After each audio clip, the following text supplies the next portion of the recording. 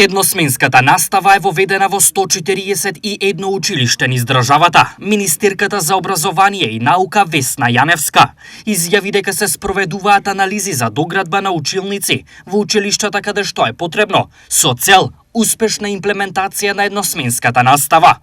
Во овој момент Министерството прави една голема, обстежна анализа со цел да догради училници таму каде што е неопходно до 6 училници и веќе имаме лоцирано повеќе такви училишта низ целата земја. Тој проект е завршен, продолжуваме да видиме колку ќе оди од 6 нагоре училници до 10-15, тоа веќе може да бидат и нови училишта. Министерката Јаневска изјави дека училиштата со помал број ученици ќе бидат оптимизирани, бидејќи тоа е во најдобар интерес на учениците.